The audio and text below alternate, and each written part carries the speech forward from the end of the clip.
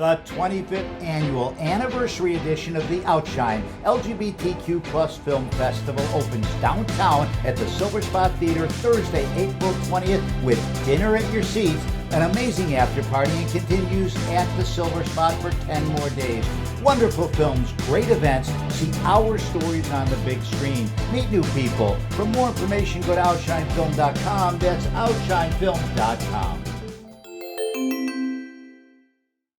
It's funny that we are one South Florida community. We're one. But the Outshine Film Festival is the only it seems like I just heard this. The only LGBTQ plus film festival in the world that is held in two cities in two different times of the year. Well, this month, in April, we are in Miami-Dade County. But our brothers and sisters in Broward and Palm Beach County, they don't have to wait for October's Fort Lauderdale edition, because it'll come back, to have lots of film fun. Now, we joke, cross the border, get your passport stamped, and come to Miami in April. It's not that far. The queer Dade County can join us from that community in Fort Lauderdale in October's Outshine Film Festival. But let's talk about that a moment. It's in Miami-Dade County. It'll be downtown, this fabulous new theater. I know the queer community in Broward and Dade County are going to look at this theater and go, wait, I want to experience that in Miami. Amy said, I'm going to come down and stay for 10 days and play in Frolic in downtown Miami, or whatever it is the girls do. Frolic. You frolic. Okay. We'll have hotel specials do that. for them. Right, hotel specials. But let's talk about the idea. The festival has two cities in two times of the year. That's super interesting and unique. And the idea that while we talk about South Florida, we're not always as good on this subject as we think. And Outshine gives us an absolute implementation possibility to say, nope, we support Miami. Nope, we support Broward and Fort Lauderdale. Talk about that a moment for the Outshine Film Festival. Why do you do that? And why is that important to you? We think that each community is individualistic, that each community deserves their own festival, and then we also believe that there's this crossover that loves LGBTQ film, and they're willing to, from Miami, go to Fort Lauderdale, or from Fort Lauderdale to go to Miami. And especially with the main events, the friends that they make over, the periods of time, they get to see them only at the festival sometime. And so you go to different events and you get to see your friends, whether it's Miami or Fort Lauderdale. And the films are different. And the construction of the films are different, and the way that we program. Joe is very illustrious in making sure that he picks the right films for each market. Miami being a more Latin American-centric area, and Fort Lauderdale having its own thing, don't show subtitles or whatever it may be, or less international, I think, than Miami. And so Joe tries to program like that. But for sure, the two festivals are geared to bring people together over and over again for Miami and Fort Lauderdale. Joe, I don't know if you figured this out, but let me help you with the math really quick. Because you all make the commitment to do two festivals, that means for 4 weekends a year, there's the Outshine Film Festival going on.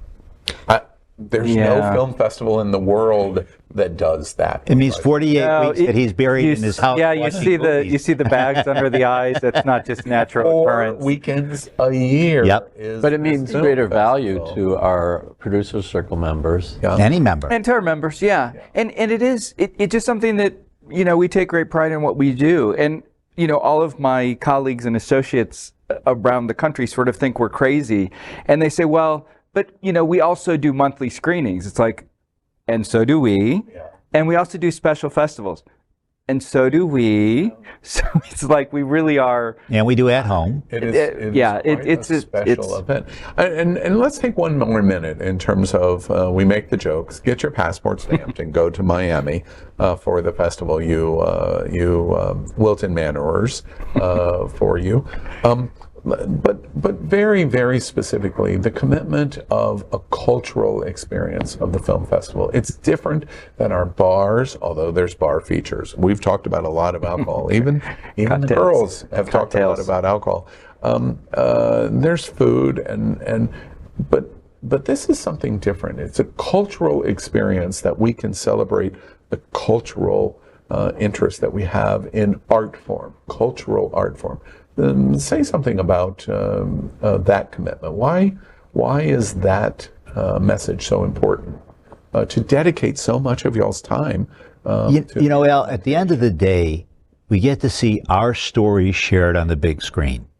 That's what we're about. We get to look and see two men or two women or a trans story, something about our lives, whether it's a rom-com, whether it's a drama, whatever. I mean, all kinds of stories. Just like we go to see straight movies, we want to see our lives represented. And there's something so special to sit in an auditorium filled with people like yourself, watching a movie about some aspect of your life. And over the course of 11 days, twice a year, there's a lot of films that cover almost everybody in our community.